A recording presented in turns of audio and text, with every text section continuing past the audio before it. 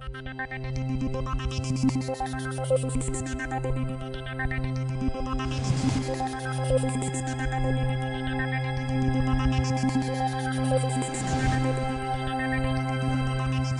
have a number of things that will fit in today, including, I see Paul Churchland's here, so he'll do his famous impersonation of Dan Dennett, risen from the hospital bed, and deliver Dan's message. We have a couple of photographs as well. Those of you who have not seen yet Time magazine, because it probably hasn't arrived at your house or your hotel yet, the cover story is God versus Science, which is an interview that David Van Beamer, the religion editor, conducted with Richard Dawkins and with Francis Collins, and I actually printed the thing out, so there's a few clips, a few things that we can ask Richard about a little bit later on. Basically what we're going to do today, although as you know it might morph a little, is kick off with Paul Davies and then go into some, this is basically one of those if not God then what sessions. What kind of a universe could we be talking about? And what kind of a story can we be telling?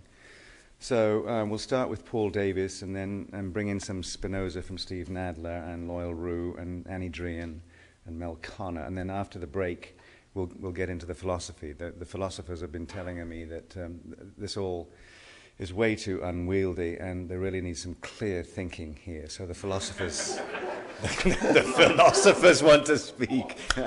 No, but that will be happening. We'll be doing the Can You Be Good Without God after the break, and that may go on a little bit. And then in the afternoon we'll kick off with Richard and Harry Croteau, and then there's a few things that I want to amend after that. So, but first of all, Paul Davies. Paul, physicist.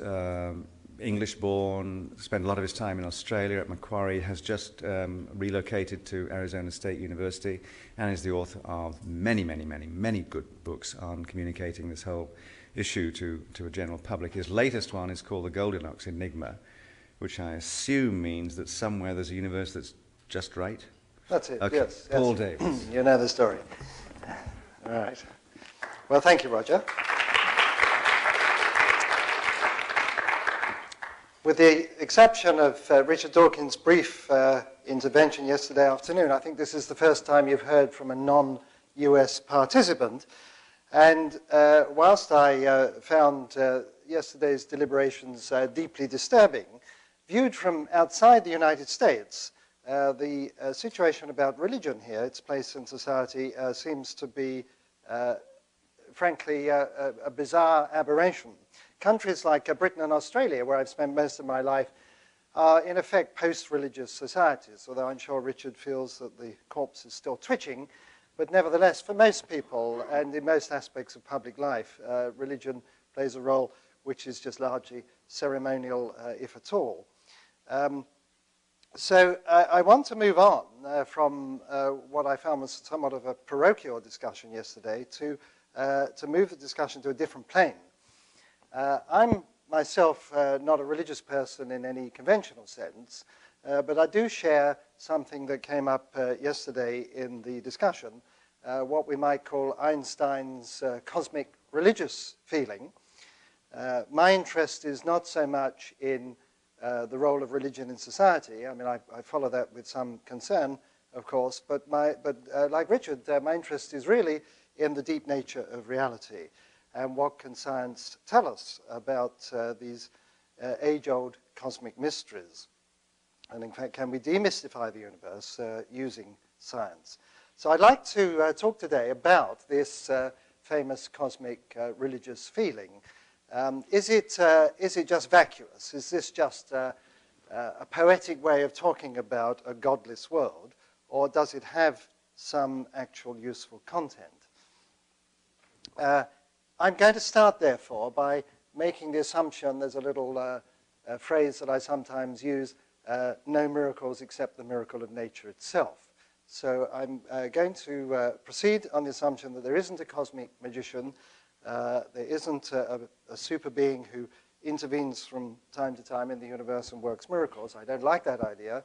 I can't prove it doesn't happen, but I want to proceed on the assumption that it doesn't, that what we're dealing with is a magnificent natural system subject to natural laws, and ask a deeper level of question, such as could the universe have been different?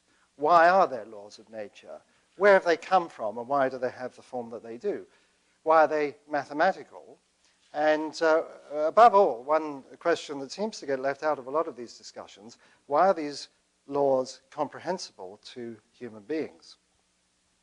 So here the situation is less clear-cut, because although science has advanced tremendously in the last 400 years, many of these questions have been asked for centuries, and they still vex us today.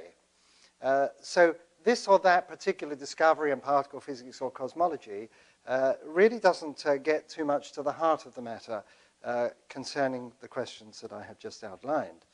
Now, even atheistic scientists, for example, Steven Weinberg, will wax lyrical about the majesty, harmony, elegance, and sheer ingenuity of the universe. And I'd like to try to convey in the words that I find most congenial this sense of cosmic religious feeling, as Einstein has expressed it. And the best way I can put it is as follows, that as the great cosmic drama unfolds before us, it seems as if there's some sort of script or scheme of things, and of course I'm using these words metaphorically, to which its evolution is conforming. And so we're bound to ask who or what wrote the script, or did the script somehow miraculously write itself? Is this great cosmic text or subtext of nature laid down once and for all, or is it perhaps changing with time? Is the universe or its invisible author making it up as it goes along? And is it the only drama being staged, or is our universe just one of many shows in town? That's, of course, using metaphorical language. But I want to dwell on the fact that the universe does conform to an orderly scheme. It's not just an arbitrary muddle of phenomena and events. And that prompts one to wonder, quite apart from whether there's a God or no God, whether there is something like meaning or purpose behind it all. Now, many scientists are quick to pour scorn even on this weaker suggestion. So, for example, Richard Feynman, and I quote, said, "The great accumulation of understanding as to how the physical world behaves only convinces one that this behavior has a kind of meaninglessness about it." And that's a sentiment echoed in the famous words of Steven Weinberg, "The more the universe seems comprehensible, the more it also seems pointless." And it's interesting to note that Steven was criticized by some of his colleagues for this remark, not because he denied that the universe had a point, but that for the fact that he even suggested it could have a point. So now, can we take words like meaning and purpose, which are, after all, categories devised from human discourse, and project them onto the universe? Well, obviously, we must take care in so doing. But I'd like to point out that all attempts to describe the universe ultimately stem from human concepts. Science proceeds precisely from taking things from the realm of human discourse and human experience, often practical experience, and projecting them onto nature. And I'll give you a trivial example, which is politically correct to talk about, and that is to say that Newton and Laplace after him described the universe as a gigantic clockwork machine. Now, a machine is, of course, a human construct, and mechanism is a human concept, just as much as purpose. So we have to realize that there's nothing wrong with saying the universe is a machine. Mechanism captures, albeit imperfectly, something of what the universe is about. And the question is, can we use other words that capture other aspects of what the universe is about? Well, can we tease out some common ground here? I think we can. I think all scientists would agree that doing science means figuring out what is going on in the world, what the universe is up to, what it's about. If it isn't about anything, you wouldn't be a scientist. There'd be no good reason to embark on the scientific quest in the first place, because you'd have no rational basis for believing that as you dug to deeper and deeper levels, what you'd uncover would be additional coherent and meaningful facts about the world. Experience shows that as we go deeper and deeper into our inquiry into nature, using scientific methods, we continue to find rational and meaningful order rather than just a haphazard jumble of unrelated phenomena. And scientists proceed on the assumption that there is a coherent scheme of things out there to be uncovered. Now, it's an act of faith. as Hume long ago pointed out, we have no logical reason to suppose just because the sun rose today, it's going to rise again tomorrow. But scientists assume that we live in a universe governed by a rational order as enshrined in the laws of nature. And that's an act of faith. It's one that I share. So we might teasingly invert Stephen's aphorism and say that the more the universe seems pointless, the more it also seems incomprehensible. Now, this great cosmic scheme, maybe the words purpose and meaning are too much of a stretch, but there's one word I'd like to try out on you and see where we go, and that's the word ingenuity. The universe does strike me, and I think most scientists, as being astonishingly ingenious in the way it's put together. So can we legitimately describe nature itself as clever or ingenious? Are these qualities intrinsic to nature, or are we simply projecting them onto nature? Could it be we who weave the tapestry of dazzling intellectual subtlety from what is at rock bottom just a banality? Or to put it metaphorically, might nature be a fiendishly clever bit of trickery, the dabblings of a simpleton masquerading as a work of pure genius? I think this gets us to the heart of the matter. Now, we physicists, somewhat arrogantly perhaps, tend to think that the laws of physics are the bedrock of physical reality, the starting point of all scientific explanations. I want to ask, where do the laws of physics come from? Why do they have the form that they do? And in particular, why do they have a form that permits the emergence of living organisms and sentient beings like us who can gaze in wonder at the world about them and reflect on the meaning of existence? Where do these laws come from? There's more to it than us being mere observers. Human beings can do more than just watch the show. Through science and mathematics, which are themselves a product of the human intellect and subject, therefore, to the vagaries of biological evolution, but through science and mathematics, they have yielded the key to the universe. We've uncovered the hidden mathematical subtext as revealed through the invisible laws of nature. And finding this key to the universe was by no means inevitable. I often wonder that if an asteroid had hit Europe 1,000 years ago, whether science, as we know it, would ever have emerged. So you'd never guess, by looking at the world about you, that there is this hidden subtext of nature, this hidden mathematical order. When Newton saw the apple fall, what he saw was a falling apple. What he deduced was a set of mathematical laws that link the motion of the apple to the motion of the moon and other bodies. So this underlying subtext of nature, these laws, are not apparent from daily life. You have to put in a lot of intellectual effort, but also follow arcane procedures of scientific inquiry to uncover them. So it's an extraordinary thing. We take science for granted, but actually I think we are incredibly privileged to be able to decode nature in this way. The fact that science has uncovered this hidden mathematical order in nature means that we've been made privy to the rules on which the universe runs. How's this come about? How's the universe engineered not just its own self-awareness, but its own comprehension? Mindless, blundering atoms conspiring to make not just life, not just mind, but understanding. Beings who are not able to merely watch the show, but to unravel the plot. Or could it just be a fluke? Might the fact that the deepest level of reality is connected to a quirky natural phenomenon we call the human mind just represent nothing more than a bizarre and temporary aberration in an absurd and pointless universe? Well, maybe that's the case. But I'm always uncomfortable about shrugging aside what seems to be a very significant, a key fact about the world, that it contains thinking beings able to understand, at least in part, what's going on in nature. It seems like a bit of a cop-out to say, well, it's just a fluke, let's move on and not worry about it anymore.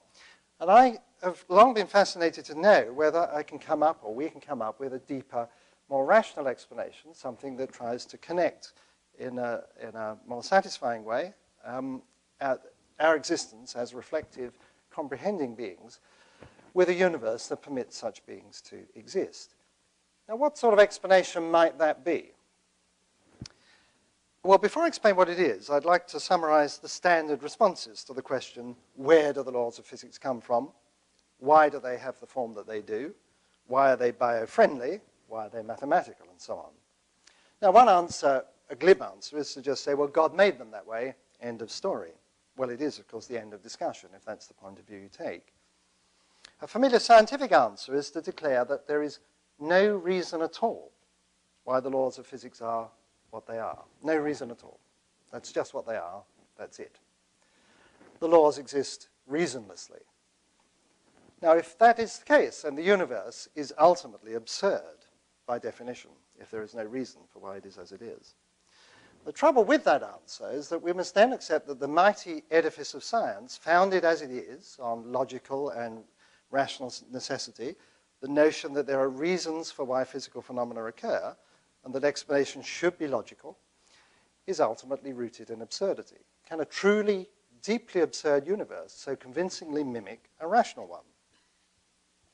Well, another response to this is to claim that the laws are uniquely determined by logical and mathematical necessity from some future theory of everything. And as some of you may know, string theory or M theory is a contender.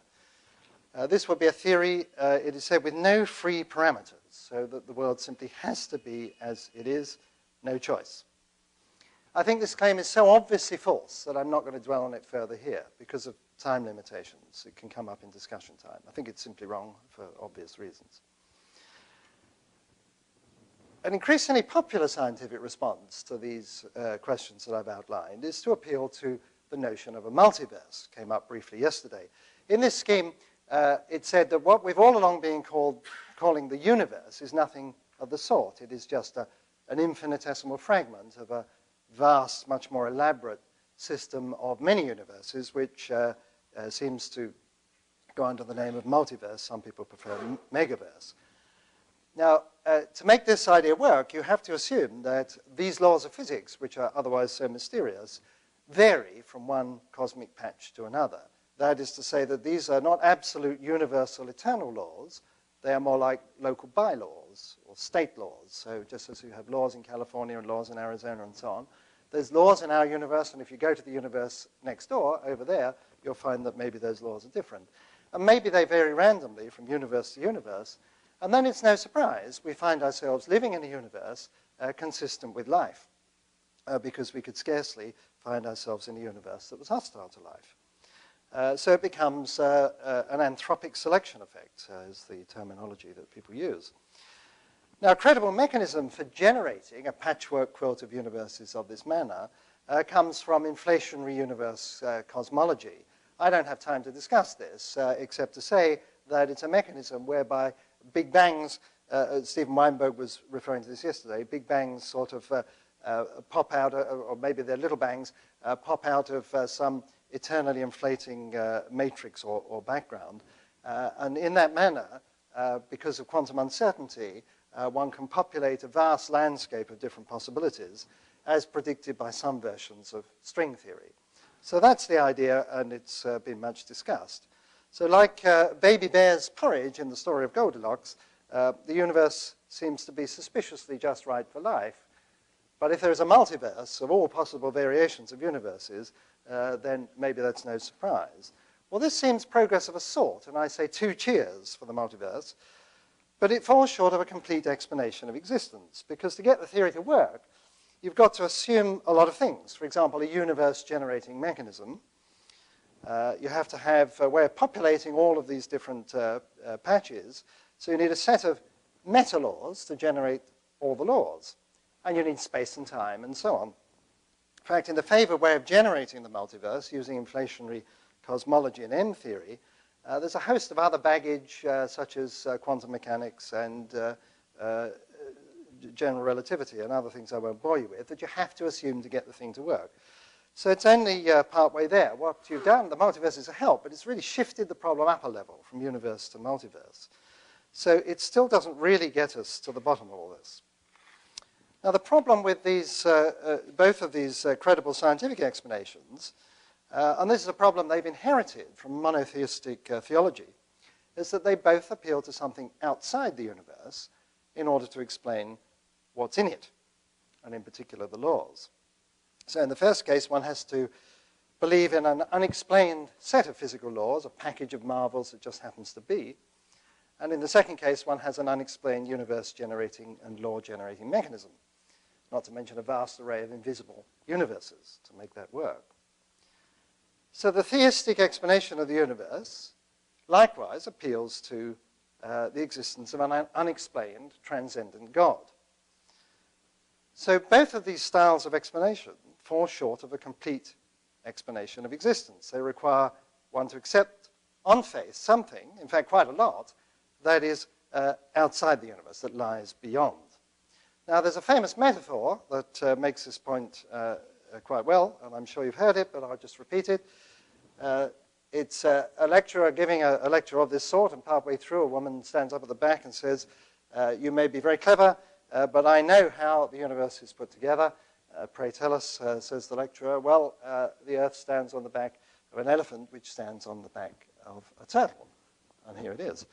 To which the lecturer replies, well, what then is the turtle standing on? You may be a very clever young man, you can't fool me, it's turtles all the way down. So, sure, you know this.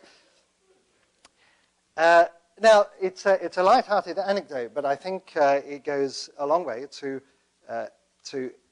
pointing out what we're up against with all attempts to come up with ultimate explanations of existence. Because to explain something in the everyday sense of the word means you have to start somewhere. You have to assume something as given, something which you regard as self-evidently true and so reasonable you don't question it, and then you build upon that in a logical or rational chain of explanation. And the archetype for this is proving geometrical theorems.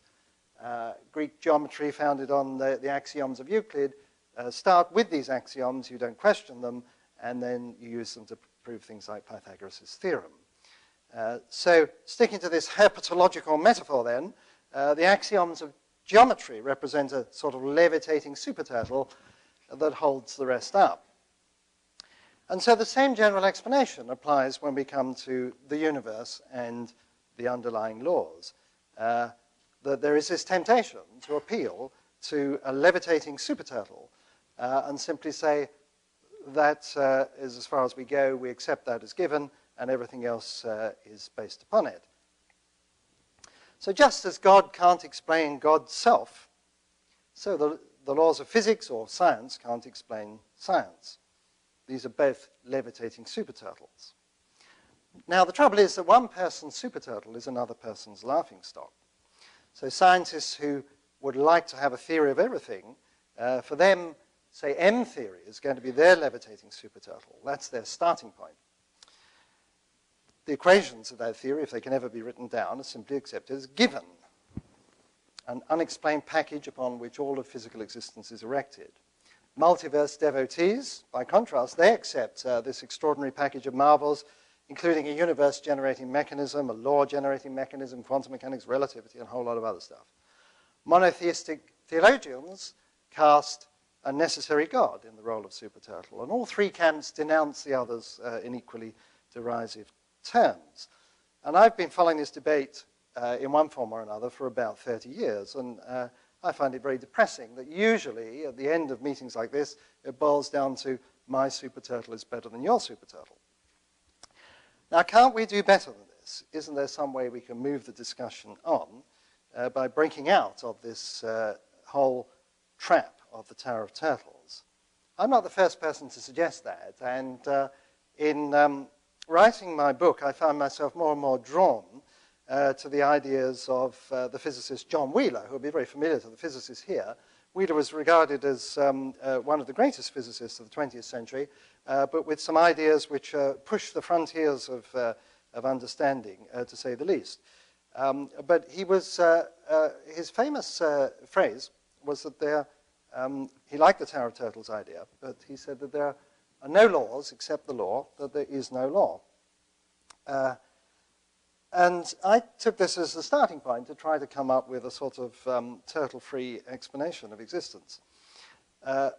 What I'm groping towards here, and I'm completely open-minded about this, it's a new program of investigation, instead of appealing to something outside the universe, either an unexplained God or an unexplained set of physical laws, is it possible that the explanation for the universe lies within it? In other words, can the explanation for the universe and the universe itself co-emerge in some manner? In the brief time that's left to me, I can give you an outline sketch of how I think this could work. But it does depend upon having a radical change in our understanding of the nature of physical law. And I've done a complete U-turn on this. I used to be a strong Platonist when it comes to the laws of physics, like many of my colleagues. And I think I've converted myself to the opposite point of view. Now, Plato famously envisaged mathematical relationships as existing in some sort of transcendent heaven, a heaven of perfect geometrical and mathematical forms. So circles, for example, drawn in the real world will always be flawed approximations of perfect circles which exist in this transcendent Platonic realm. And physicists have inherited, I'll come back to that in a second, physicists have inherited this Platonic point of view, that when you ask physicists like Steven Weinberg, where are these laws of physics, where do they come from, where do they reside, are they real? You'll usually be told, well, they sort of exist in this Platonic heaven of mathematical forms. And so in the simplest picture where there's just one Big Bang and the universe comes into exist, these mathematical laws are just imprinted on the Big Bang at its birth by magic. They're just there, and they're eternal, unchanging, fixed laws because they're inherited from this Platonic heaven. Well, as long as these laws are fixed and imprinted from without, I don't think we're ever going to come up with an explanation for the bio-friendly nature of the universe. It'll always seem like a fluke or a miracle. But if one gets away from that notion that the laws of physics are sort of God-given or imposed from without by magic, and regards them in a rather different way, then I think there is a chance of perhaps explaining some of these deeper mysteries. And in the 1 minute or so that I've got left, I'm going to just outline my strategy for doing that. So rather than regarding the laws of physics as idealized, perfect, transcendent mathematical relationships, one could instead think of them more in terms of software, that is, like programs being run on the great cosmic computer. Now, for most practical purposes, it makes no difference whether you think of the laws as imposed from without and infinitely precise, or chugging along with the hardware. But there are circumstances, in fact, in which there is a very significant difference. So by regarding the laws as being emergent with and intrinsic to, rather than transcendent of and imprinted upon the universe, that does lead to circumstances in which there are differences in our predictions. And I want to give you a couple of these examples. Before I do that, I want to point out that one of the mysteries that I have alluded to is the fact that the laws of nature are mathematical. And this is a famous problem that physicists like to talk about over coffee. If you're a Platonist, you can think of mathematics as a sort of infinite warehouse of wonderful mathematical objects and relationships. It's sort of out there. It's a resource available to Mother Nature, who's come in and sort of plucked a few choice samples out of this warehouse and used them for the laws of physics. And it's a complete mystery in the conventional way of looking at the laws of physics as to why this is so. Where does mathematics come from? Where do the laws of physics come from? But if we think of the laws of physics as, and indeed of mathematics, as intrinsic to the universe, like the software on the great cosmic computer, if we think of it that way, then we have a possibility of explaining mathematics and physical law as part of a common package. They co-emerge. I should say that this is not my idea, that Paul Benioff, one of the founders of the quantum theory of computation, was the first person to suggest this notion, that mathematics and physics really, rather than just assuming mathematics exists and then plucking the laws of physics out of midair, one might hope that we explain the nature of mathematics and physical law from a common source. Now, I've said that I'm going to give a couple of examples where it matters as to whether we think of the laws as intrinsic to and software in the universe or Platonic. And there are two, well, first of all, let me tell you why there should be a difference. If we think of the universe as like a gigantic information processing system, then the striking thing about it is it's a finite system. You can actually add up the number of bits of information in the universe. It turns out to be 10 to the power 122. It's not a hard calculation, and there's not really any doubt about that number. So it's a huge number. For most practical purposes, it makes no difference. There's plenty of information there to go round, so to speak. The number, by the way, is enshrined in something that physicists call the holographic principle, which relates to Jacob Bekenstein and Stephen Hawking's concept of the event horizon area of a black hole being a measure of its entropy, which is related to its information content. I won't dwell on the technicalities. But there is a sort of deep reason why this 10 to the 122 comes from. So expressed informally then, the laws of software imply that there will be a sort of inherent fuzziness or wiggle room in the operation of the physical laws, simply because they don't have infinite fidelity. You see, so long as Mother Nature can compute in this transcendent Platonic realm of perfect mathematical forms, she can do so to infinite precision. That's what Newton assumed, infinitely precise clockwork mechanism. But if it's really a finite state system, then that's a fiction.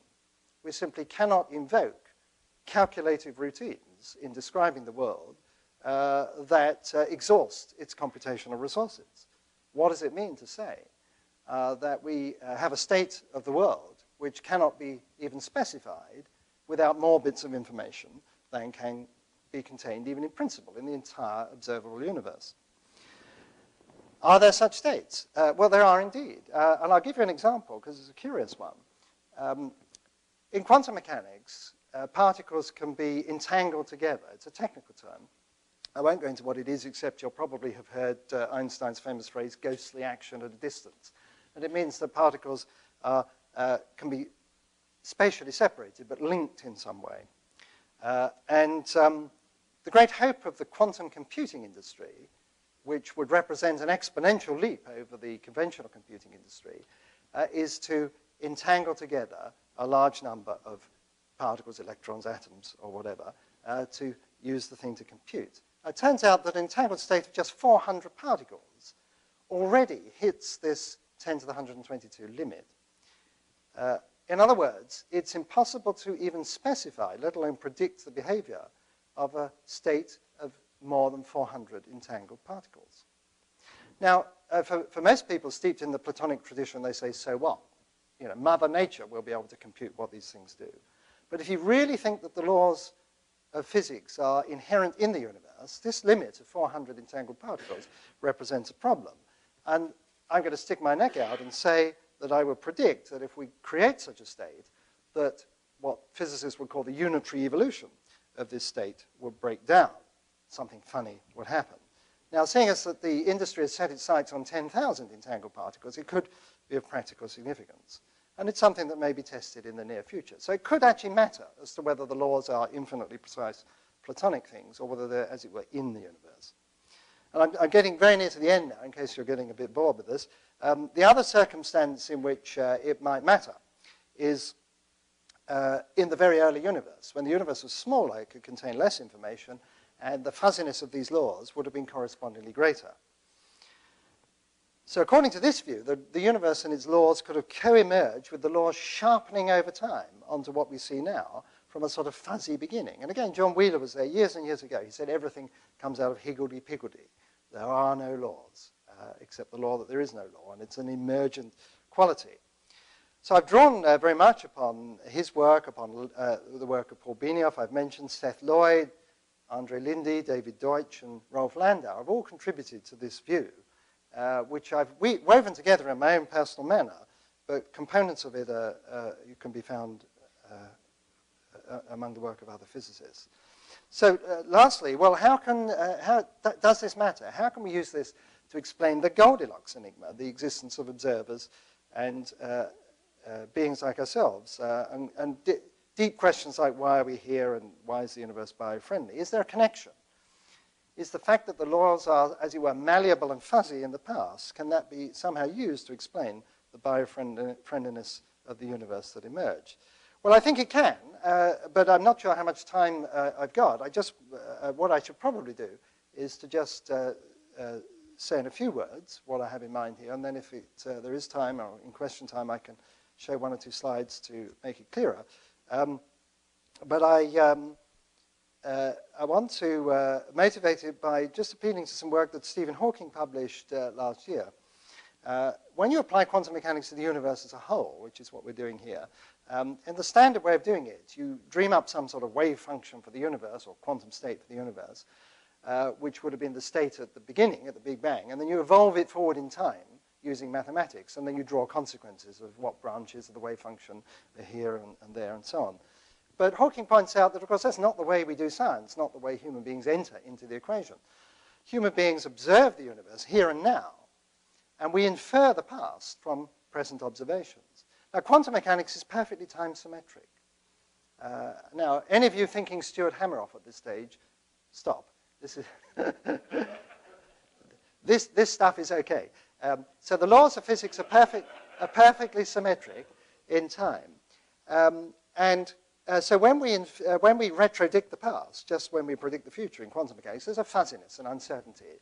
And the technical way of saying that is that the present state of the universe is an amalgam or a superposition of different branches, evolutionary branches of the wave function, all leading to this, all together leading up to this point. And so the act of observation is an act of selection or pruning of this different sort of multiverse of different branches. And so Hawking points out that there is a sort of backwards in time effect, but it's not a backwards in time causation. It's not that what happens now changes what happens in the past. It's just that what happens in the past has an inherent quantum fuzziness or indeterminism by the very nature of quantum mechanics. And that observations made now resolve, in part, that ambiguity in the past. Now, this is not in doubt, and I could show some experiments that have been done to confirm it on a small scale. This aspect of quantum mechanics, weird though it is not in doubt. It's a sort of non-locality, which is across space, but also across time. So it's not a question of sending information or physical effects back into the past, but it's an effect of acknowledging that the past is not completely and totally defined until we make observations and resolve that ambiguity. And all I'm suggesting, that's the part that isn't radical. It sounds radical, but that I think is accepted by most physicists. The part that's radical is to say, what if we extend that ambiguity resolution from the state of the universe, that is the states of all the particles and fields and so on, where it's accepted that that is part of normal quantum mechanics, what if we extend that to the laws that underpin them? So instead of taking fixed Platonic laws and fuzzy states that can be resolved through observations, supposing the laws themselves are fuzzy for the reasons I've outlined here, then we see how observers connect to the laws in this deeper quasi-mechanistic manner. Now, this is what John Wheeler would call not an idea so much as an idea for an idea. It's the outline of a research program, but it's one that I think could provide this linkage between space, time, laws, life, and observers without appealing to anything outside the universe as God-given or imposed upon it from outside. So that's all I have to say. I think it's progress of assault, but it's work in progress. Thank you.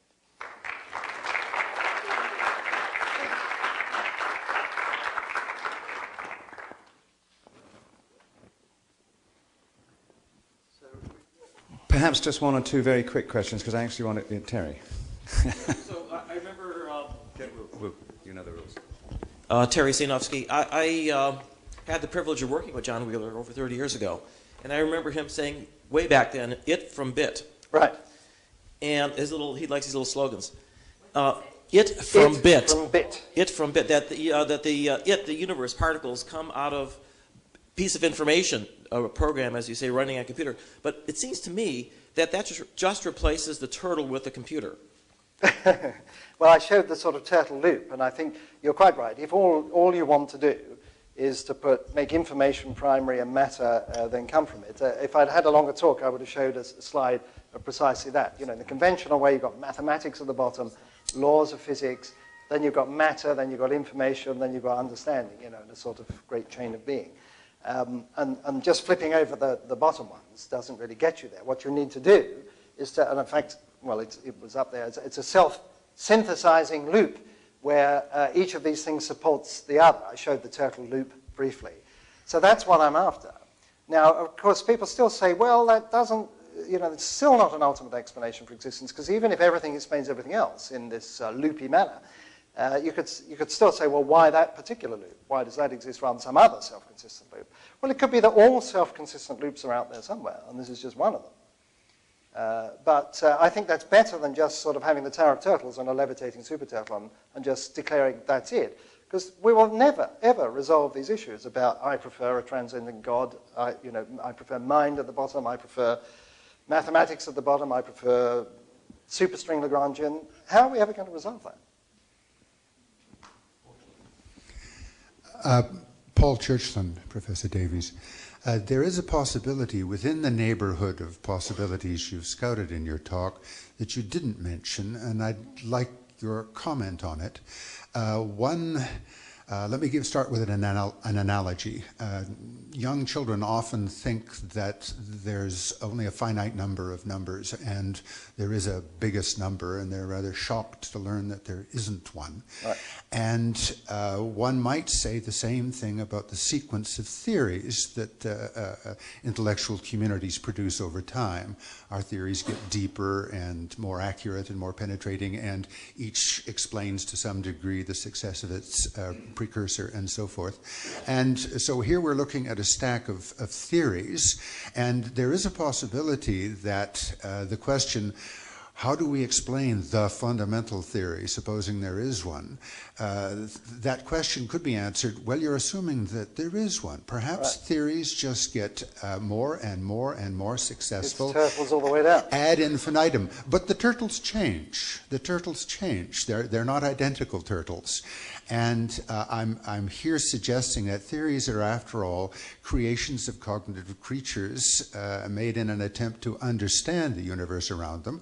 And if the universe is, as it may be, infinitely complex, and any machine inside it will be finitely complex, then any such creature, such as ourselves, are doomed to have at most a partial understanding of what's going on. Right. And that will endure forever, even though we'll get a better and better and better grasp. Yes, I hope you're wrong. And of course, it is often said that all we're doing is just making successive approximations to, the truth or something that's out there, or just building better and better models of reality. Again, Stephen Hawking did one of his famous U-turns on this very issue, because if one appeals to Gödel's incompleteness theorem, there's a very deep sense in which you can never know that you've got the last word on the subject. Now, some people like Freeman Dyson draw inspiration from that. There'll always be mystery. See, some people like the mystery. I've never liked that. That's just purely a personal thing. I like to feel, yes, we can grasp this if we only put enough effort into it. I'm motivated by the thought that there is an answer out there, and that using scientific methods of inquiry, we can maybe get to what it is. But I have to concede that it may just be a mirage. Maybe we're just chasing after something that simply doesn't exist. Or maybe, and the point, the last paragraph of the book, I make the point that, and it was implicit in what you said, that our minds have evolved to solve certain problems. And we set up problems. The conceptual framework we use to discuss these sorts of things at this meeting, in terms of cause and effect, and gods and laws and mathematics and scientific method and so on, all of these things we've inherited from evolutionary happenstance. And it could be that now we can transcend these human limitations through artificial intelligence and building machines that can one day engage in intellectual inquiry that would be completely beyond us. And these would not be restricted by biological evolution to certain patterns of thought. Maybe they'll crack the problem, but maybe it would be completely incomprehensible to us because we simply can't put it into the language, into the conceptual framework that we've inherited from biology. Yeah, just one more before we move on. Lawrence Krauss. Two comments, Paul. One, just to put in perspective, I'm not sure that Stephen Hawking's picture of being able to limit what you can say about the past based on your observation of the present is really accepted as broadly as you might suggest. I think there are people who have big problems with that still. But you mean other people have problems with Stephen's interpretation of that? I think that's right. But on the question you gave, and it's again, it's a little technical, so I won't waste a lot of time here. But as you know, I've thought a lot about computing in the future, and this 122 bits worries me a little bit because it's kind of observer dependent. It's not. It's the computational power of a universe within the context of any given observer, and so the question to me of whether the universe is limited by a single observer or it seems to me questionable first, and secondly, the question of 400 entangled particles. Whether I think the question of whether that's going to use up all the bits in the universe, it depends upon. It can compute without, as long as it doesn't process that many bits. I don't see any problem. Right. If you're a Platonist, it doesn't matter because it's computing in this Platonic heaven, and it doesn't. Well, no, but I mean, it doesn't. The quantum evolution, I think, can be completely unitary as long as it doesn't process bits. But the more important question is the fact that I think this limitation of the universe based on an observer is something I would worry about. You don't like that, right? Yeah. Right. Well, and of course, it'll appear mysterious to many people here as to why it's finite, and it has to do with the finite speed of light and age of the universe and so on. And so it does get. But the actual universe itself is far bigger than the horizon of an individual observer. So therefore, it's not as limited. So it's causally disconnected patches. Yeah. So you have to buy that is fundamentally significant, and that really is a matter of judgment as to whether you think something like the holographic principle, as say Lenny Susskind would, it really gets to the heart of what nature is about, or whether it's a sort of little technical extra. So perhaps the two of you could get some paper and pen out in the break and sort that one out. It'd be very easy. Do I just sit down? Yeah, I think just sit and we'll wait for Steve Nadler and then we'll have a conversation afterwards. And whoever's got the plaintively chirping cell phone, would they please attend to it as well? One of the things that we'd like to get onto later when Steve joins us and the other people join us is that obviously there is some connection here between the kind of universe you're talking about. You mentioned briefly Einstein, Podolsky, Rosen, so on, quantum entanglement and so on, right. Which leads us on to John Stuart Bell and all those sorts of things. And the notion of a John Stuart Bell universe has some correlation with a Spinozistic universe, in my view, anyway. Right. And to discuss that properly, I think we need to hear about Spinoza, who is and often invoked by Einstein and was invoked by Carl Sagan. When they were asked which God did they believe in, they said Spinoza's God. So I thought it'd be useful at this point to have the Chair of Philosophy at the University of Wisconsin-Madison, Steve Nadler, whose Life of Spinoza I commend to you as excellent reading. So this is Steve Nadler. Thanks. Thank you very much.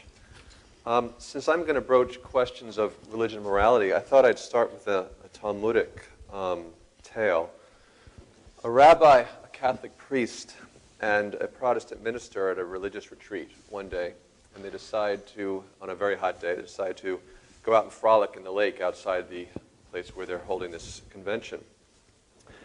Not having brought their swimming trunks, they have to skinny dip, and so they're having a very good time in the lake, and they hear some people walking through the woods.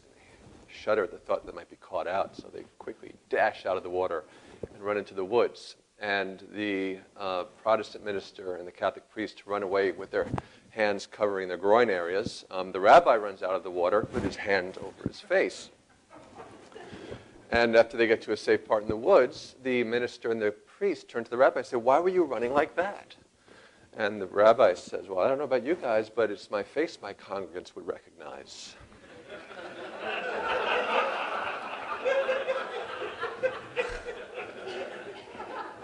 Spinoza should be a hero to most of the people, many of the people sitting in this room. And so I was surprised that his name only came up once yesterday. And this is the 350th anniversary of his vitriolic and unprecedented expulsion from the Portuguese synagogue in Amsterdam. There are lots of myths about Spinoza. He's often called a pantheist, a mystic, a Kabbalist. The Romantic poets called him that God-intoxicated philosopher. And I don't have time today to go over all of these myths, but I do want to focus on Spinoza's concern with the relationship between science, religious fundamentalism, and morality. and talk about his conception of God, and especially what we still have to learn today from Spinoza. First, I want to distinguish two species of religious fundamentalism. First, something I would call epistemological fundamentalism. Epistemological fundamentalism is the claim that the Bible is the Word of God, and if the Bible says P, whatever proposition P might be, if the Bible says P, P is therefore true. Right? If the Bible says P, P is true. A more extreme version of this would be a kind of literal fundamentalism. If the Bible says P, then P is literally true. But not all religious fundamentalists, epistemological fundamentalists, accept this very extreme literal version. So you might have claims like what Maimonides, for example, says. If the Bible says P, then P is true, but perhaps not literally true, at least figuratively true. Nonetheless, the Bible conveys truths.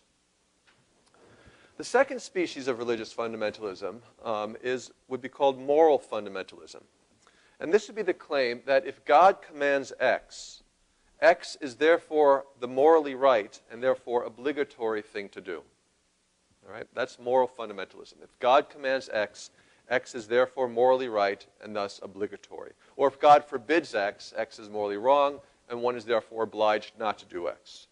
The important thing here is that if X is morally right, it's not just that X is morally permissible, it's that it's morally required. Now, to my mind, Plato took care of both of these types of fundamentalism. The real Plato, not the quantum cosmic Plato embedded in the fabric of the universe, but the Plato who wrote beautiful literary philosophical dialogues. And in the Euthyphro, I think he takes care of both of these positions quite nicely. In fact, I think the Euthyphro should be required reading of every student the first semester they enter college. Spinoza also took care of them. I'll just mention something about the epistemological version, and then I want to focus on Spinoza and moral fundamentalism.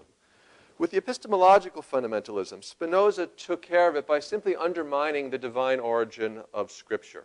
The Bible, and Spinoza was the first to say this, not just the first to say it systematically, but the first truly to say this. The Bible is not literally the work of God. It is a work of human literature, a compilation of writings by human beings passed down through generations, and finally put together by an editor or a team of editors in the Second Temple period, most likely Ezra.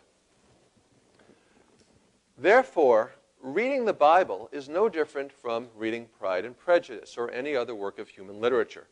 And that means that what any sentence in the Bible means is not necessarily identical to what is true. Spinoza distinguishes between interpreting a work of literature in terms of trying to figure out what the meaning of the text is and interpreting it in terms of trying to discover what is absolutely true. And the Bible has no more priority in this regard than any other work of human literature. If it happens to convey certain truths, that's fine.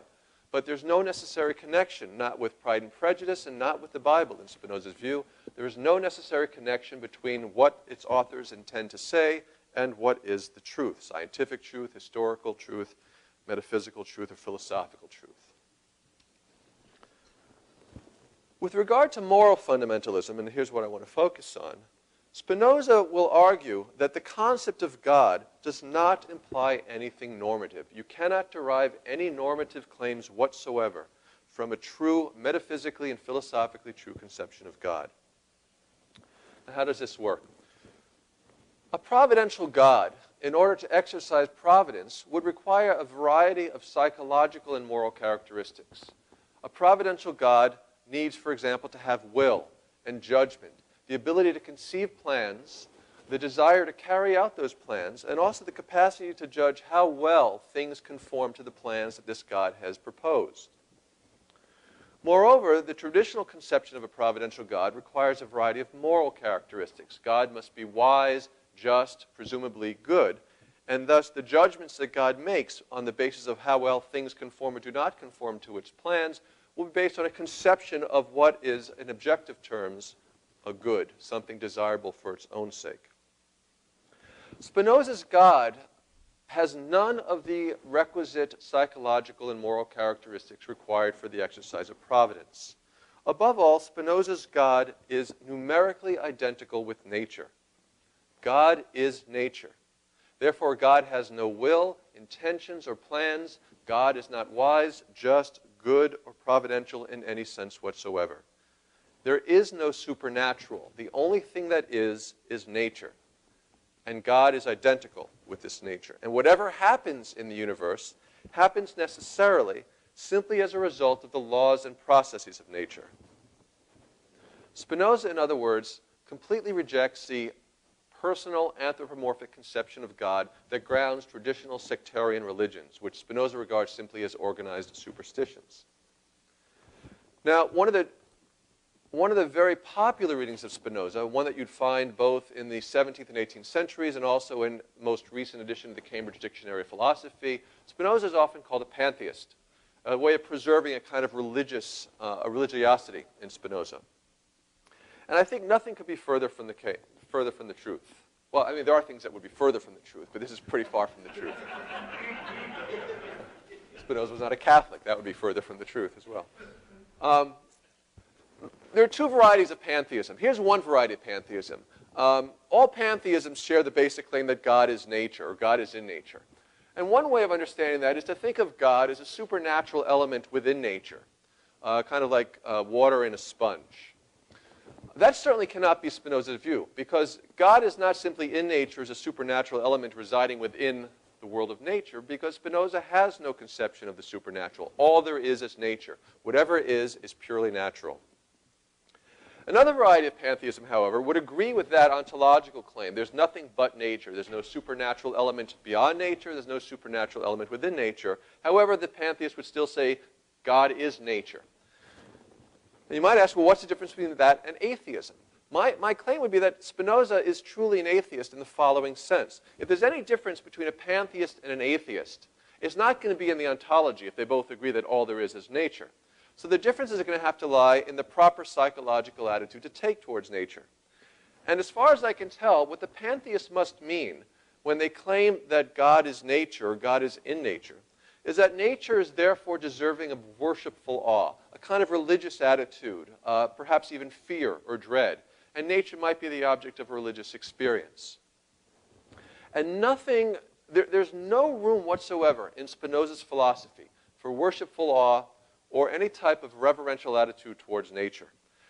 The proper attitude to take towards nature is scientific understanding, a deep investigation of its secrets, the laws that operate, and why things come about with the necessity that they do. To stand in front of nature with an attitude of worshipful awe, for Spinoza, he likens that to gaping at it like a fool. And that's simply the path to the irrational passions of hope and fear. The minute you stand in front of nature with worshipful awe, you start to become you're overcome by perhaps fear of what might happen or hope for what might come. And these, for Spinoza, are harmful passions. And the way to diminish the force of these passions in our lives and achieve some modicum of well-being and tranquility and peace of mind is through intellectual understanding, not through the passions. So Spinoza is not a pantheist. He is an atheist. There's no room whatsoever for any type of religious attitude in the face of God or nature. There's also nothing whatsoever that is moral about God or nature. Because Spinoza's God lacks the proper psychological characteristics, God can make no commands or judgments upon us. There's no way in which God can literally issue commands to act or proscriptions against acting in any way whatsoever. Now, I might add, as a non-Spinozistic footnote, although I'm sure he would agree with this, that even if, here's one of the things I found awfully confusing about yesterday. Even if one does believe that there is a providential God issuing commands, and what I was confused about yesterday was the claim that Professor Roughgarden suggested that I don't see how there can be ethics or morality without God. My problem is the opposite. I don't see what God, even if there is a providential God issuing commands, I don't see what that could possibly have to do with morality. If there is a providential God issuing commands, assume for a minute that there is, I fail to see how it follows from the fact that God commands a certain action, that therefore that action is the moral thing to do.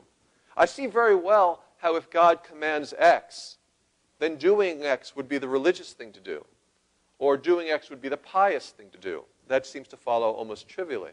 But what I don't see is why God commanding X makes X a moral or ethical thing to do. Well, back to Spinoza. For Spinoza, there is no intrinsic morality in nature. God is not good or evil. Nature is not good or evil. Nature just is. Whatever happens simply happens as a result of the laws and could not have been otherwise. The definition of good, according to Spinoza, is simply what best serves an individual's true interests. What is good for me is what is in my best interest. That is what maximizes my power of surviving and navigating the obstacles of nature, somehow avoiding the slings and arrows of outrageous fortune. What is bad is what is detrimental to my nature, what will harm me, what will stand in my way of thriving as a rational being. This doesn't mean that Spinoza is some rampant egoist who thinks that I have no moral duties to others, because it is in fact in my own best interest to ensure that other people act in certain ways. I think Socrates, in the Apology, put this quite well. When Socrates is defending himself against the claim that he's corrupted his fellow citizens of Athens, Socrates' defense is basically, what do you think I am, an idiot? I have to live with these people. Why would I act in such a way that corrupts them when I would have to continue to live among corrupted individuals? Therefore, your claim is patently absurd. Well, Spinoza is, I think, inspired by this claim of Socrates. And while his moral philosophy is thoroughly egoistic in the sense that all motivation for acting ethically is self-interest, he hopes to have demonstrated that it is in your own self-interest to see other people become as virtuous and thrive as rational beings as you do. So Spinoza, then, is an atheist for whom ethical behavior has nothing whatsoever to do with the truth of religious beliefs. Religious stories, and especially the stories of the Bible, can reinforce ethical behavior. And Spinoza is not beyond conceding that the people who wrote the Bible were outstanding moral teachers. But this doesn't mean that they were scientists, philosophers, metaphysicians, historians, or had any access to what is true. What they saw was that certain type of stories can inspire us to moral behavior. But morality itself, the foundations of morality, are independent of theology. Well, this brings us to, I think, maybe was what is often the thought behind the view that there can be no morality with God. Why then be moral if there's no eternal reward or punishment? If it's not a hope for reward in heaven or fear of punishment in hell, what is the possible motivation for doing the right thing, for being a moral person? Now, I want to distinguish that from another question which philosophers are always concerned about, and that would be the question of weakness of will, or crasia, or incontinence. The problem of incontinence or weakness of the will is not why should I be moral, but why is it the case that sometimes knowing what the moral thing to do is and being motivated to do the moral thing, I fail to do it? I know that I should do A, and I want to do A. And somehow, in the end, I fail to do A. That's the problem of weakness of the will. The motivation problem is, I know what is the right thing to do is, I see exactly what morality demands, and yet I can still ask, why should I do it? I feel no motivation to do what is right. And this is the problem that philosophers have struggled with, particularly once you've eliminated a theological superstructure for morality. Kant wrestled with it. Utilitarian philosophers like Mill wrestled with it. Spinoza, I think, once you've grounded ethics in self-interest, without giving up on moral duties to others, you can short-circuit the motivation problem because the motivation is built into the nature of morality itself. Once you see that human beings are naturally motivated by self-interest, in Spinoza's view, you can then move on to the weakness of will problem. Not ask why should we be motivated to do good, but then ask why do people ever fail to do what is right. What then do we have to learn today from Spinoza? Let me just suggest two things. First of all, there was lots of talk yesterday about how we can never prove that there is no personal transcendent God. In fact, Spinoza, as far as I can tell, is one philosopher at least who did think you could demonstrate with absolute certainty that there is no personal transcendent God. By demonstrating what nature is, an eternal infinite substance actively generating everything that happens, and then taking the traditional definition of God, an eternal infinite substance who generates everything that happens, and show that one necessarily implies the other, you can demonstrate in the fact that if you truly understand what God is and truly understand what nature is, you can demonstrate that there is no such thing as a personal transcendent God, the God of sectarian religions. Secondly, Spinoza also shows us that there's a path. By giving up on religion, you don't necessarily have to give up on questions about the meaning of life. In fact, you have a much clearer path to answering them. Spinoza, I think, introduces, and here, this is not something that Spinoza dealt with directly, but I think in Spinoza, we have a very nice analytical distinction between questions about the meaning of life and questions about the origins of life and the purpose of life. For Spinoza, you don't need to answer questions about the origin of life or the purpose of life to answer questions about the meaning of life. There's a problem with Spinoza in that he absolutely rejects free will. So what you cannot find in Spinoza is a kind of existentialist conception of the meaning of life. It's whatever you and your absolute freedom decide to make of it. But nonetheless, I think a great deal is gained by distinguishing questions about the meaning of life from questions about where life came from, why are we, what brought us here, and where are we going. Bayle, one of those 17th century impresarios, I think summed up the value of Spinoza quite nicely when he said, Bayle absolutely abhorred Spinoza's philosophy. He called it a dangerous atheism, and yet he said that Spinoza's life shows us that one could be a perfectly virtuous person without believing in God. Thank you.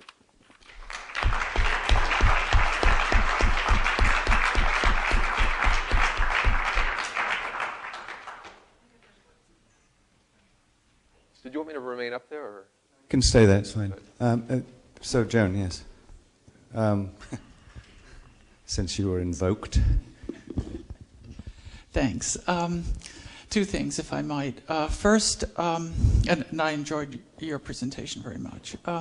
First, I agree with you about the distinction between someone following God's commandment, as it were, as being religious and not necessarily as being moral.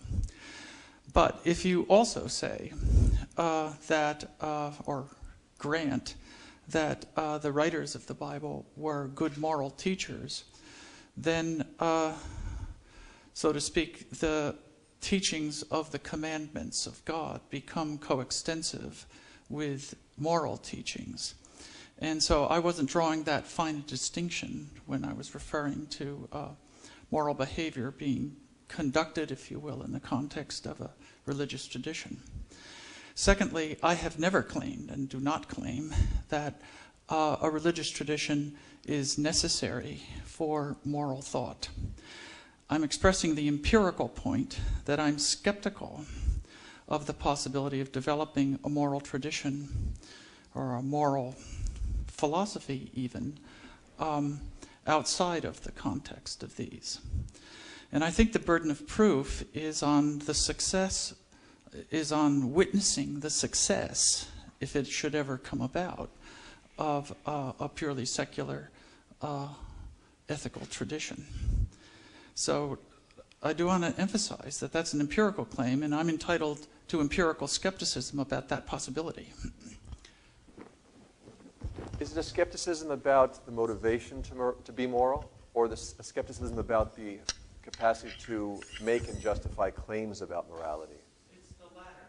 It's about the possibility of even developing self-consistent moral claims.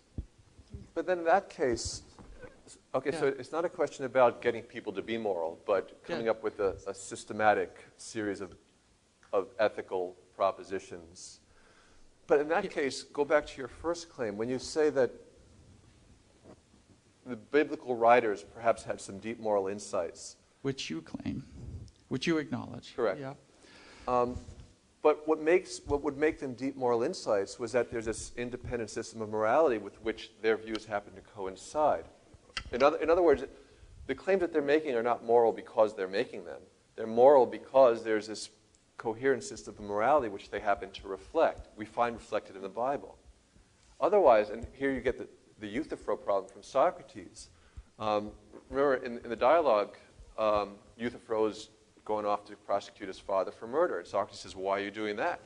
And Euthyphro says, well, it's the pious thing to do. So Euthyphro says, well, Socrates says, well, tell me what is piety? Euthyphro says, well, piety is what the gods love. In other words, something is pious because the gods love it. And I was assuming when you described your first view that that's not what you were saying. It's not moral because you find it in the Bible, but rather these biblical writers had sufficient moral insight to take these moral propositions, which seem self-evident or derivable from other higher propositions, and include them in their stories. Otherwise, you're stuck in Euthyphro's problem that if it's pious just because the gods love it, then the gods could have loved something different, and then that would have been pious, and then the gods fall into irrationality and capriciousness. Harvey, would you like to say something? Please introduce yourself. Harvey Carton, UCSD. I wonder if you could comment on an issue that comes into society increasingly in terms of the legal system now, where the Supreme Court refers to things such as natural law. How does that fit in with all of the concept of an insistence upon a universal morality, which actually reflects a very strong bias of the background of the people who judge it? It depends what's meant by natural law. If by natural... Not the Natural Law Party, I hope. Do you know about these people? No. The Natural Law Party that contested British elections. You know these people? Yeah, the superstring Lagrangian and all that stuff. Yeah, they believe in levitation. Gives new meaning to the term floating voter. It's unnatural law. They promise we'll be able to levitate ourselves if they win? Is that... Yeah. Sorry. If by natural law, you could mean simply the laws of nature, namely laws that capture with generalizations the way things actually behave and predict the behavior of other items.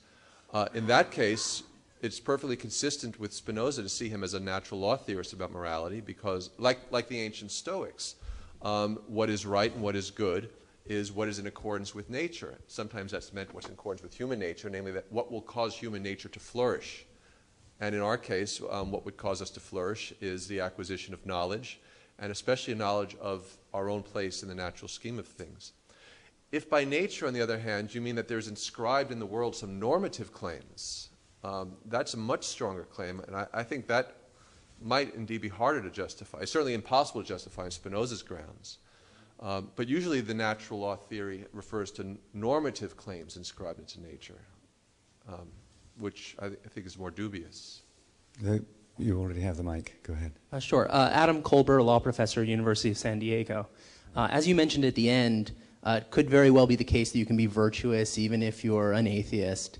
But it seems like religion probably has some effect on one's level of virtue. It could make it higher, it could make it lower. It could be the same, but so there's this open question, and people have made comments throughout that might touch on that question, the empirical question of which way it does affect us, but arguably it's still an open question. So my question for you is how we discuss this with each other is conveying information, potentially altering people's views.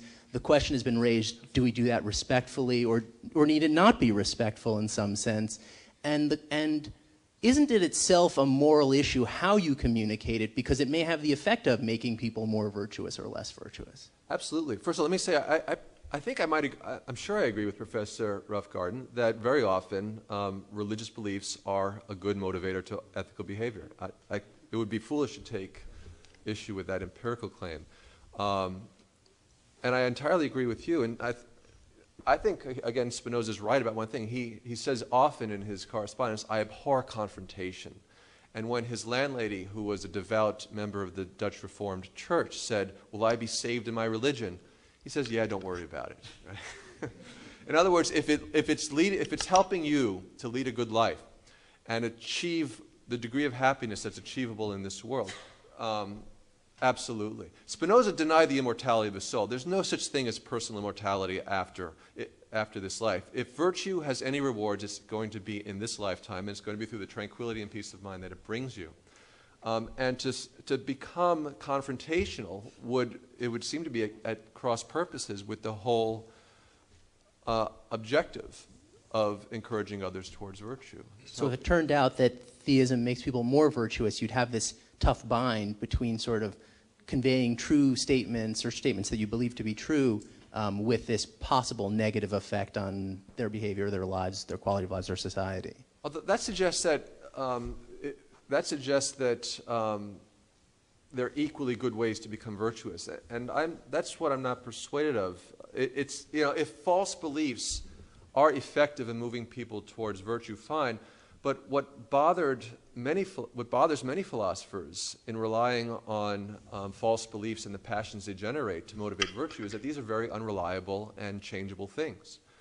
Kant, I think, had a very clear view that if people are going to be virtuous, you want it to be grounded in something that is permanent and immutable, namely the dictates of reason, not our personal inclinations, passions, and hopes and fears. Let's just take one question from Harry Croto, and then we'll have to move on. Just we can comment, really. Do this later. With regard to the Bible, and I'm not a big expert on it, but there are sections of it that I think today we would consider rather unethical to actually follow those particular recipes for how we should behave. The second thing is, I think people, again, I'm not an expert, but I read a bit that packs of monkeys, certainly within the tribe, and to some extent without outside, actually behave pretty ethically without reading the Bible. So, I mean, it's open to question, but so there are these two areas that I think make biologists, and me as well, as an onlooker on biology, very skeptical about some of the claims you just made with regard to things like secularity. You're skeptical, which is reasonable to be, that we can't behave in a reasonable manner to each other if we don't read the Bible. And secondly, that there are many things that I think are abhorrent, certainly to me, and to many people who may be even fundamentalist Christians, and particularly in the Quran, who have a real problem actually thinking that these are moral and ethically good things to do. Thanks, Harry. There's a couple of points there. We'd like to get somebody later on to talk about that. The point you made about ethical monkeys, I think, needs a little bit of expansion. There's some really interesting stuff on that, and it can be pretty raw out there. The other thing about the language of the Bible, it occurs to me that the one that most people quote, at least in this country, is the King James Version, which is being written at the same time as the gunpowder plot was being hatched. And the language of that, which is so extraordinary and soaring, was actually put together by a committee of 58 people. It's about the only time that anybody's brought anything soaring in terms of language out of a group of 58 people. Until today, of course. I would actually like to use that prerogative to shift slightly. Based on what Steve has just said, it seems to me more natural that we actually go to Pat Churchland now, and then come to Loyal Rue afterwards. Sorry to spring that on you, but if you could put your tennis shoes on. Pat Churchland is the professor of philosophy and chair of the Department of Philosophy at UCSD, and has written some wonderful books, a seminal book which founded kind of a sub-discipline, if you like, on neurophilosophy. And her latest book is Brainwise. And I'm just vamping while she gets her equipment together. Paul will later, as I said yesterday, I think, give us his version of Dan Dennett. And we have a couple of slides of Dan as a sailor, and then from his hospital bed as a bed sailor. And we'll do that a little bit later on. And Kent, could you come and help with this? We can take another Steve Nadler question while we're waiting. Bill Hurlbert, why don't you have one? Can we get a microphone to you? Borrow mine. You've had so many questions. Come on. This is a rather easy question, just for clarification. So you basically said that Spinoza replaces principle with prudence when it comes to moral behavior, that what's good is what best serves an individual's interest, and then you define it as survival and thriving as a rational being. So the latter category seems to me to be not at all self-evident from what would serve a person's interest. But first, let me ask you about the survival side of it. So it's obvious that certain types of behaviors that you can get away with because they're invisible to the larger public or effective things, or because their effects are long-term bad but short-term beneficial to you individually, could bypass that concern. So that's the first question. The second is, why is thriving as a rational being the definition of the good, when so much in biology would indicate to us that disproportions and passions may serve positive ends for the individual or his place within nature? And just finally, the quote from Nietzsche, where he says, "To be natural is to be as amoral as nature is." Going back to the first question, that's the challenge, I think, that anybody who bases their moral philosophy on egoism has to address. And I think what you have to demonstrate is, I mean, the problem of giving up long-term interest for short-term interest goes to the heart of the problem of akrasia, namely, often why we do things that we recognize to be wrong is because we mistake, or we give priority to our short-term interests over our long-term interests. And Spinoza is very careful with that question to show that once a person recognizes, I mean, of course, the trouble is you have to buy into Spinoza's entire metaphysics of nature. But assuming we do that for the moment, the person who sees things with the greatest clarity recognizes the necessity of everything that happens in nature as a result of nature's laws.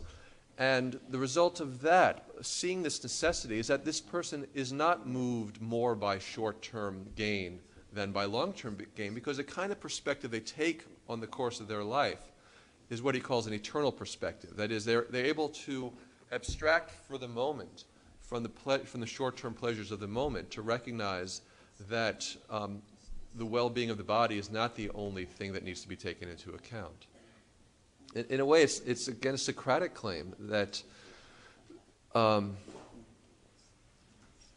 there's a hierarchy of goods for a human being that are not determined by biology, but are determined by philosophical inquiry.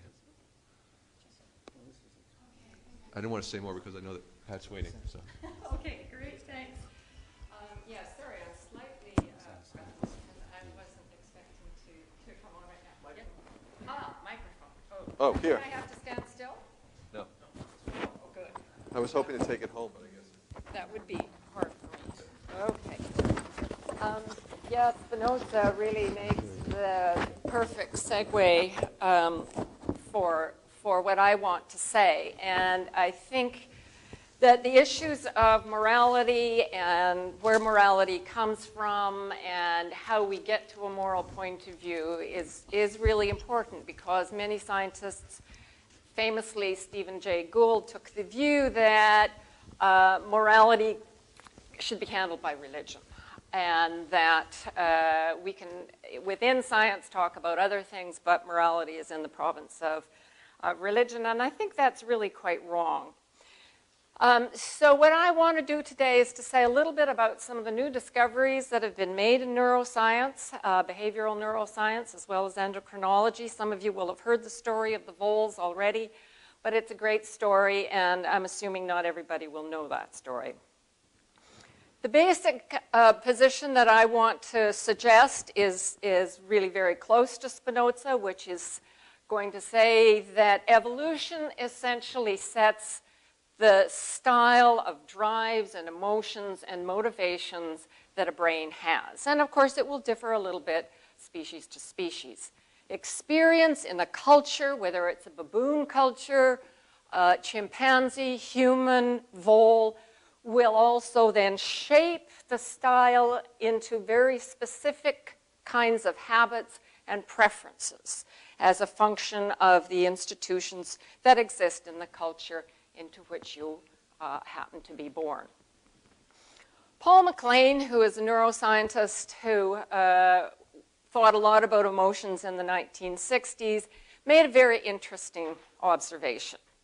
He said that what is new with mammals, and I'm going to put birds aside because birds are very special and they share many properties with higher mammals, but what is new with mammals as opposed to reptiles is the emergence of nursing and parental care, playful behavior, the separation vocalization when the young is separated from the parent, and mate attachment.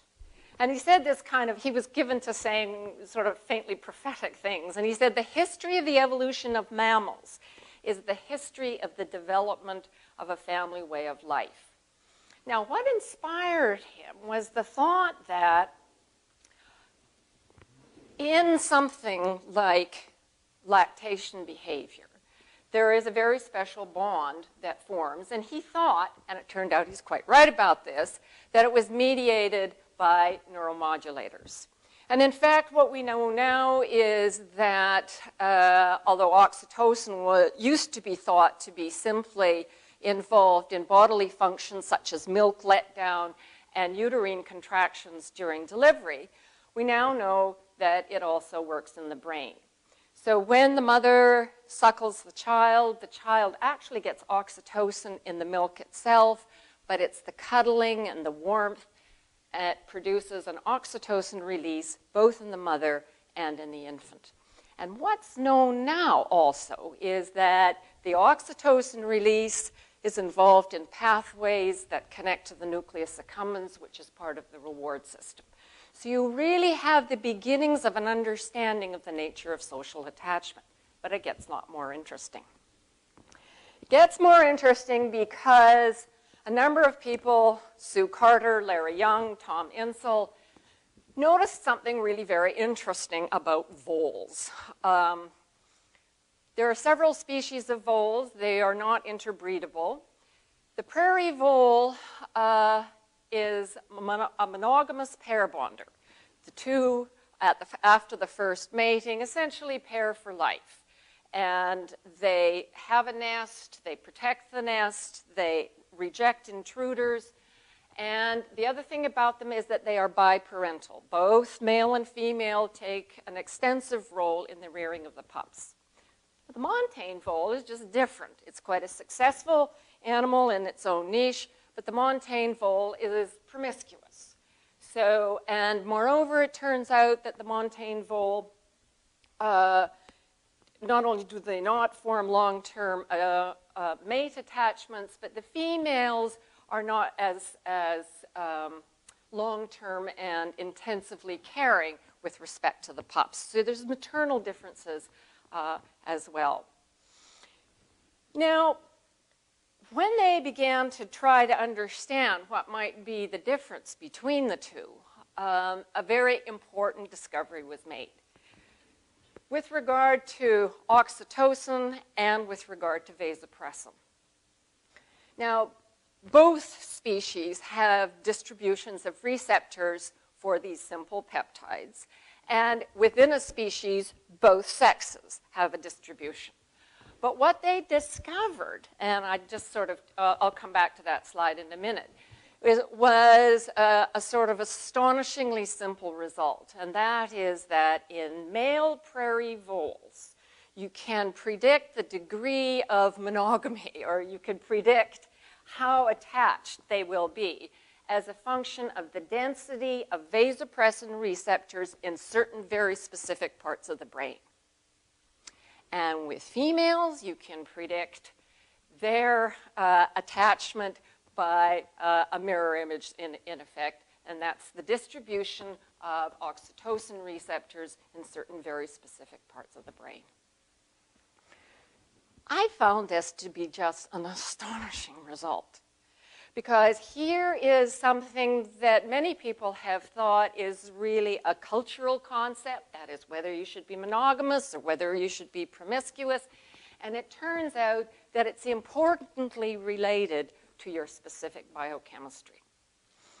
Now, they did all of the controls and the manipulations that you can imagine, and that is they blocked the vasopressin receptors in the prairie voles, and they did indeed become promiscuous, and they put extra stuff into the montane voles, and they did become monogamous pair bonders, and they did all of those sorts of controls. At the genetic level, they made a very interesting discovery. Of course, there is, as you would predict, a genetic difference bearing upon the expression of vasopressin receptors in the brains. But they did another thing that was, in a way, more interesting. Within the prairie vole population, there is a distribution of the degree of attachment to the mate. And, alas, not supposed to do that. And so they isolated the part on chromosome 17.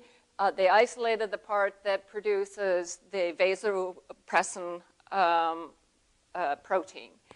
And they found a region that regulates the expression that is fairly close to it, and they called it a microsatellite part of DNA. Now, what you see in this slide, and I do apologize for the graininess of the slide, is that amongst the prairie voles that do not form strong attachment bonds, the microsatellite region for regulating the vasopressin receptor is really quite small, and in the strong pair bonders, it's quite large. And then the question is, how does that correspond to behavior? And that's what's illustrated here. So variability in receptor density is controlled by the gene, and so on and so forth. So how does this really have to do with Spinoza? Well, I'm getting there. But I want to make one other sort of small foray.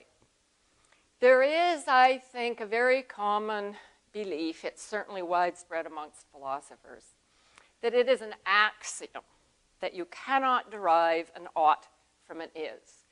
That there is this huge gap between facts and values, and that in order to have a decision about what you ought to do, you have to have some kind of unconditional foundation of value that tells you what unconditionally you ought to do.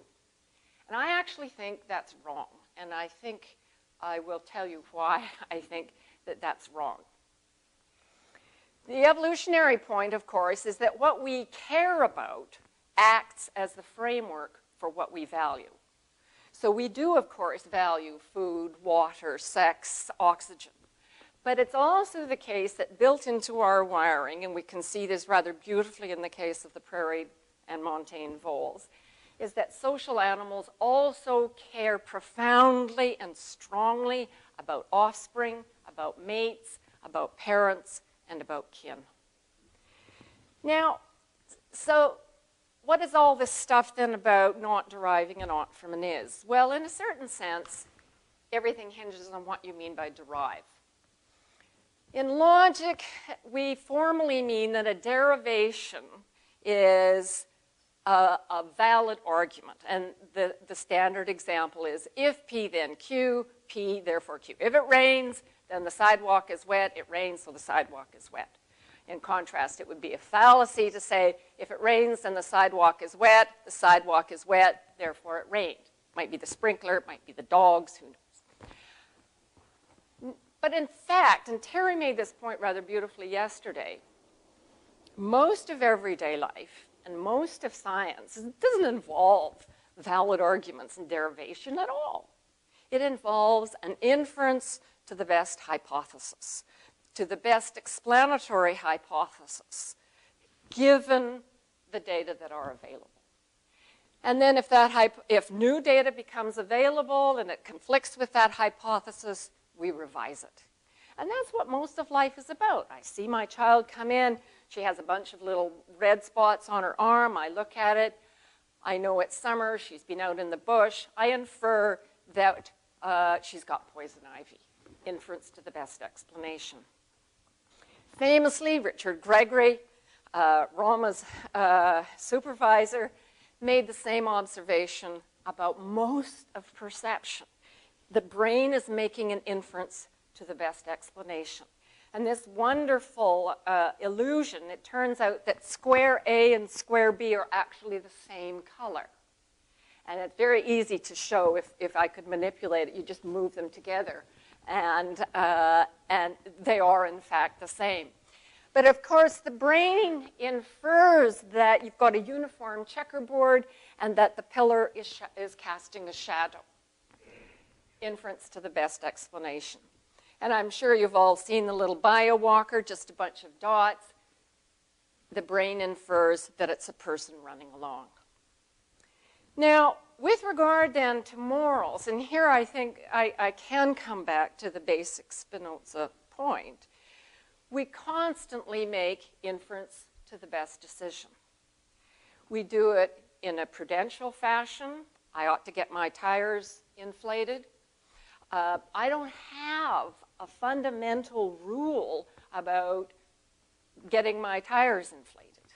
Right? I see that they're low. I think that it could be unwise to run the car with low tires. I ought to get my tires inflated. But this also happens constantly, regularly, in the most normal of cases in the moral domain. I see my neighbor's lights are on. And he left his car lights on. I ought to tell him. I'm walking through the bush. I see a grizzly with cubs. When I emerge from the bush, I see hikers coming in. I know I ought to tell them. Not that I unconditionally ought to tell them. Not that I have a fundamental moral law. It's just that that's what I have come. That's the expression of a skill that I have come to acquire as a result of living in this culture. So the story that I want to tell is that most moral behavior does not rest on a fundamental moral ought.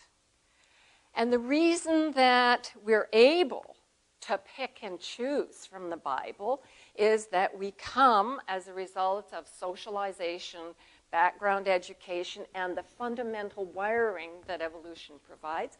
We're able to say, despite what it says in Exodus, it's wrong to stone your child to death for dishonoring you. I mean, it does say that you do that. I've never done that, and I would never do that. It also says in Exodus that you shall not suffer a witch to live. I will not, go on a witch hunt. I will not do that. And that's, I think, exactly what Steve Nadler was saying, which is that we bring a huge amount of moral knowledge to bear. We acquire it from imitation of our peers, from modeling ourselves after our parents. We acquire it enormously through stories and through observation of what happens to people. And, part of the reason that we're fascinated by Leona Hemsley going to jail for cheating on her taxes is that we think, God, that can really happen. And it's those sorts of things that over time, and in a way we don't understand, just as we don't really understand how factual knowledge is integrated and made more or less coherent, we don't really understand the mechanisms behind that kind of learning. But there are people who are working, of course, on the neurobiology of these things, including people in Terry's lab. So ultimately, I think Spinoza needn't say that it's always in our interest, although in a certain very deep sense that Richard Dawkins, I think, particularly understands. Of course, ultimately, our social behavior is as it is, and our social wiring is as it is, because Mother Nature cares about the genes. So there is, I think, a very important understanding of the nature of morality that has nothing to do with religion. And like Steve, I think it's really worrisome to say that you'll burn in hell if you don't do it, so you got to do it. I think there are better ways of ensuring moral motivation than scaring the crap out of people. Okay, thanks.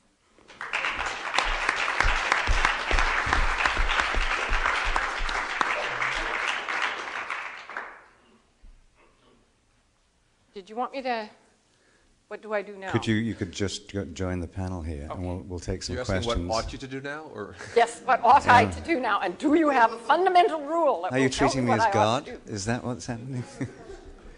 Carolyn.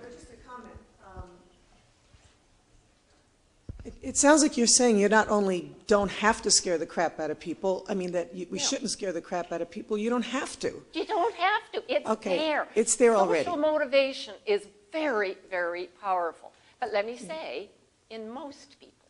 So there is such a thing as a sociopath. And what do you do to those people? Well, it doesn't help if you convert them to a religion. And it doesn't help if you just try to scare them. They're very dangerous, they're very scary, and people with, frontal symptoms in general are very scary. And we have to deal with them. And that's a whole sort of other talk. And maybe someday we'll actually find ways of neurally intervening, to bring about better socialization. But by and large, you don't have to teach, just as you do not have to teach a mother to love the baby that she's suckling. If she doesn't, we assume there's something pathological, and all of the exhortation in the world makes not a whit of difference. But by and large, the biochemistry is just hugely powerful. Last week I went on a radio show called Fox News, and there were people phoning in, and one man phoned in, and he said that if he didn't believe in God, there would be nothing to stop him killing and raping and stealing. And so I said, you mean you would kill if you didn't believe in God? And he said, yes. And I said, who would you kill? He said, I would kill my neighbor. Really? Well, I'm sure that his neighbor should definitely be on the lookout. I said, you're not a very good advertisement for religion, but I suspect he's not that uncommon.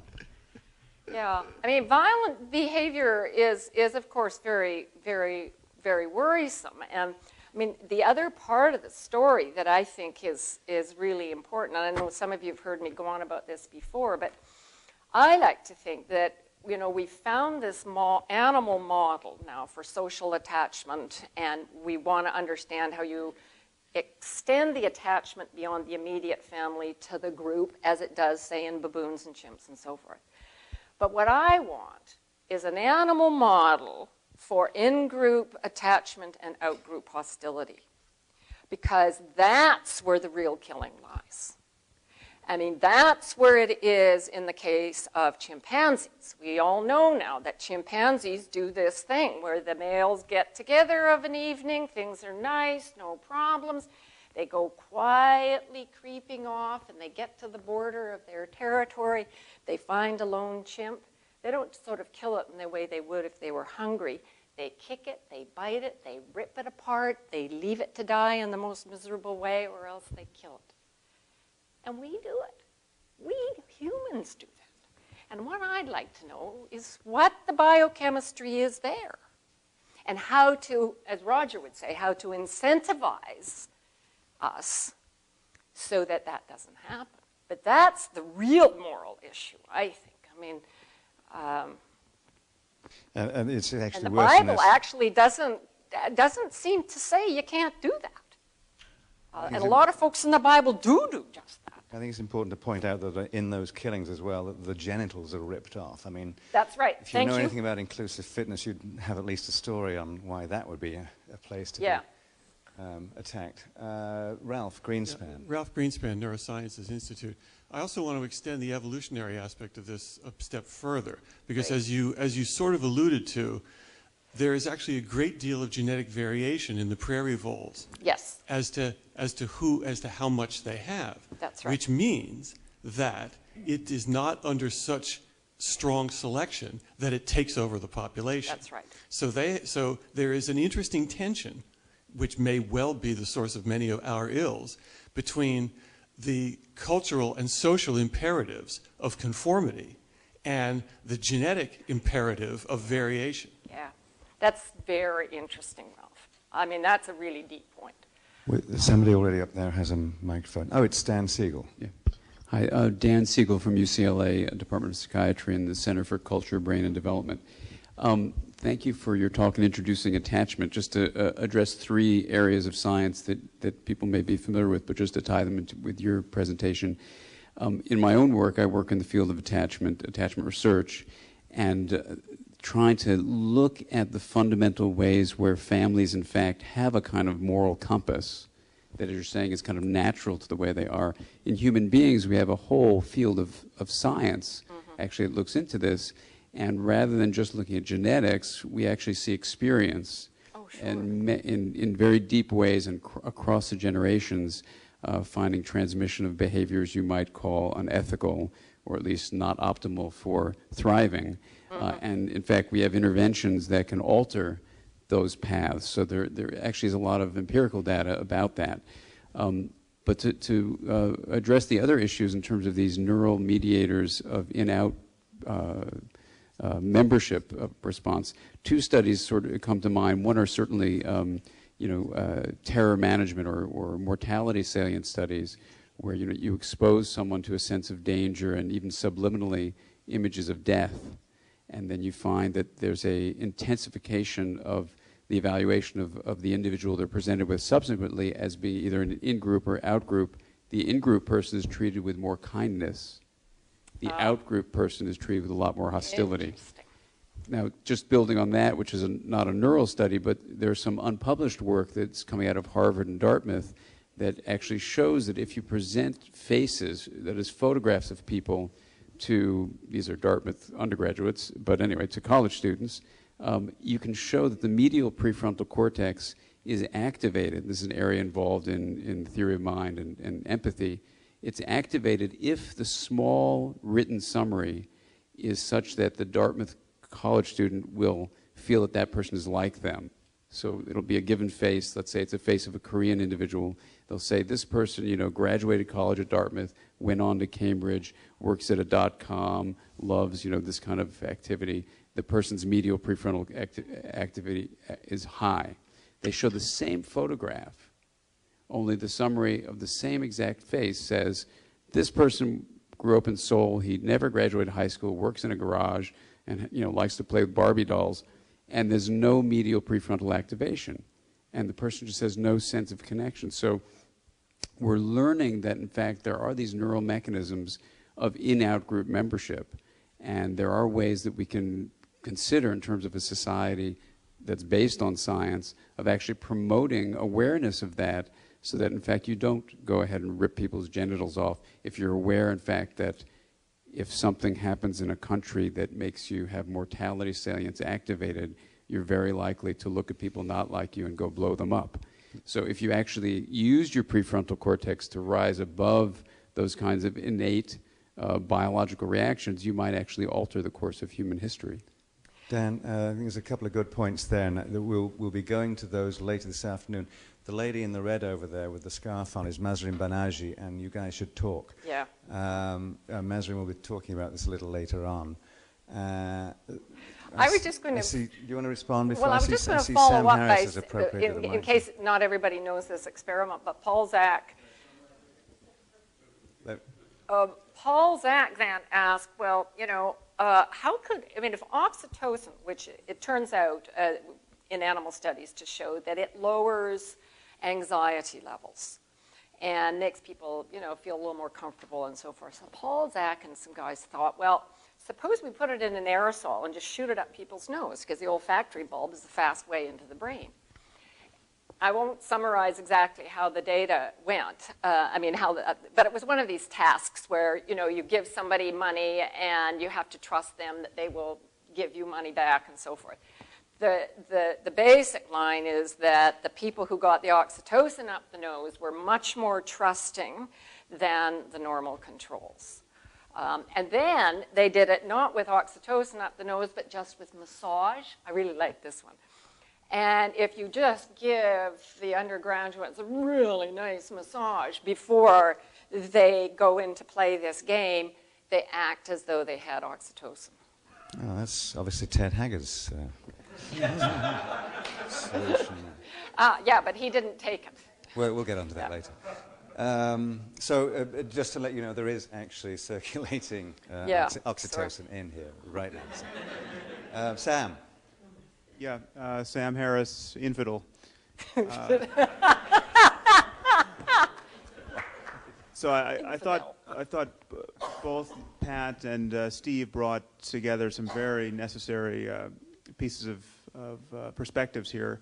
I just want to try to push it a little bit further to allay the fears of religious people who, it seems to me that this question of morality really is the Gordian knot that needs to be cut at the level of our culture, that the link, the imagined link between morality and religion is really the myth that is circulating here that we should deflate, and I think you have said that the necessary things to deflate it. Two things. One is that this idea that we should be skeptical that atheism can foster the basis for a civil society. I think it's instructive to look at the most atheistic societies in the developed world. The one you find we in the United States are really an outlier. If you take the top 20 societies as ranked by the UN's Development Index, which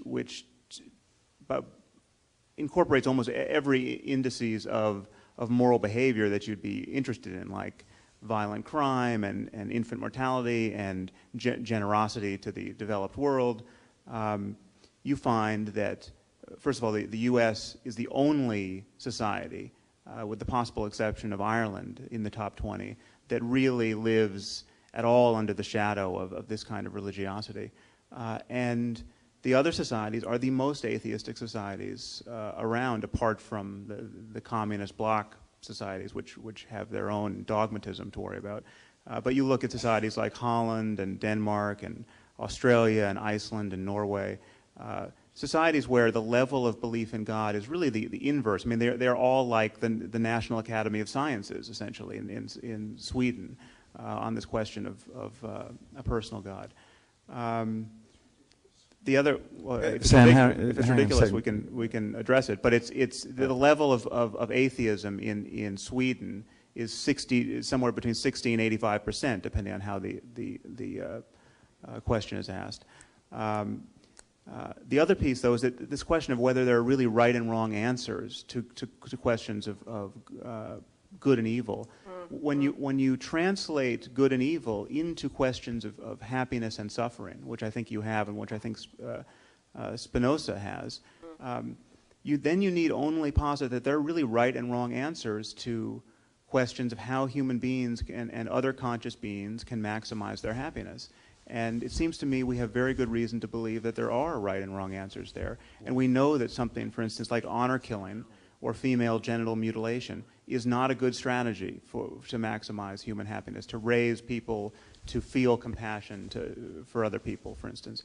And we know that compassion and love and even self-transcending love can be part of an enlightened selfishness that of the sort that Spinoza may advocate.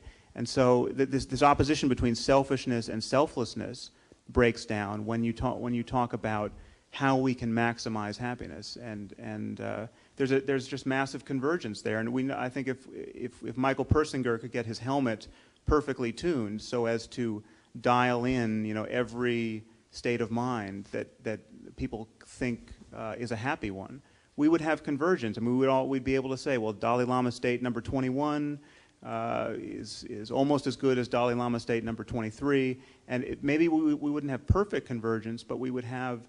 It wouldn't be that every possible brain state is equivalent at the level of happiness, and so. For technical reasons, like a tape change, we actually have to take a break now, which is